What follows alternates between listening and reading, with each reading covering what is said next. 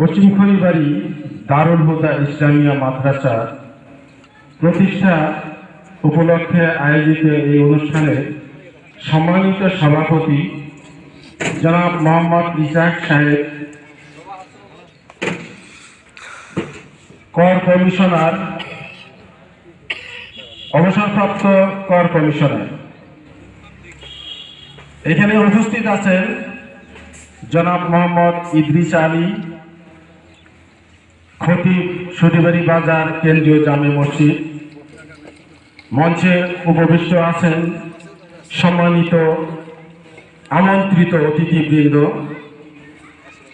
এবং আজকে এই অনুষ্ঠানকে যারা অলঙ্কৃত করেছেন, বিভিন্ন দূর দূরান্ত থেকে আমন্ত্রিত অতিথিবৃন্দ এবং অত্র সমাজবাসী সকলকে আমার সালাম, আসসালামু আলাইকুম ওয়া রাহমাতুল্লাহি ওয়া বারাকাতুহু। সম্মানিত উপস্থিতি, মহান আল্লাহ তাআলা আমাদেরকে অনুগ্রহ করেছেন, যার কারণে আজকে আমরা এই একটা মহৎ অনুষ্ঠানে সুস্থ শরীরে আমরা উপস্থিত হতে পেরেছি। এজন্য আল্লাহ তাআলার দরবারে আমরা সকলে শুকরিয়া জানাই, সকলে বলি আলহামদুলিল্লাহ। সম্মানিত উপস্থিতি, আমি আজকে সকালে যখন খড়িবাড়ি থেকে পশ্চিম খড়িবাড়িতে আসি, আপনারা অনেকেই জানেন যে আমি একটা ছোটখাটো ব্যবসা করি।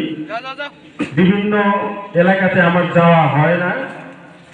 আজকে আসার সময় আমি পশ্চিম খড়িবাড়ির যে দৃশ্যটা দেখলাম, আমি অভিভূত যে পশ্চিম খড়িবাড়ি এত উন্নত, প্রত্যেকটা বাড়ি ঘর পরিপাটি এবং আপ টু ডেট হয়ে গেছে। আপনারা জানেন যে এই ডিমলা উপজেলার উত্তর পূর্ব কোনায় ভূখণ্ডের মধ্যে গয়াবাড়ি ইউনিয়নটি পড়েছে। এই গয়াবাড়ি ইউনিয়নে এই ধরনের ব্যবস্থাপনায় এর আগে আমি দেখি, এই প্রথম দেখলাম যে এত সুন্দর পরিবেশে আর এত বড় একটা মহতী কাজ, অনেক বড় কাজ, যিনি এটাতে সহযোগিতা করছেন বা পরিচালনা করছেন, উনি হলেন জনাব মোহাম্মদ ইসাক সাহেব। উনি দিনের কাজে জড়িত হয়েছেন, এজন্য আমরা সকলেই ওনাকে ধন্যবাদ জ্ঞাপন করছি। পশ্চিম খড়িবাড়ির এই মাঠটা, মাদ্রাসা এবং মসজিদ যে মাঠ প্রাঙ্গণ, এটা এত সুন্দর আর আয়তনে এত বড়, আমার মনে হয় আমাদের এই ডিমলা উপজেলাতেও এরকম সিস্টেম নাই। এই সময় এইরকম একটা সুন্দর জায়গায় উনি যে উদ্দেশ্য নিয়ে কাজটা শুরু করেছেন, আমাদের হানিফ স্যার বলে গেছেন যে এক হাতে তালি বাজে না, এটা কথাটা সত্য। উনি যতই এই চেষ্টায় লিপ্ত থাকুক না কেন, এলাকাবাসী, সমাজবাসী এবং এলাকার মহৎ প্রধানগণ যদি ওনার সাথে সহযোগিতা না করি, তাহলে কিন্তু ওনার একার পক্ষে এটা করা সম্ভব হবে না। সব কাজ কিন্তু অর্থ দিয়ে হয় না।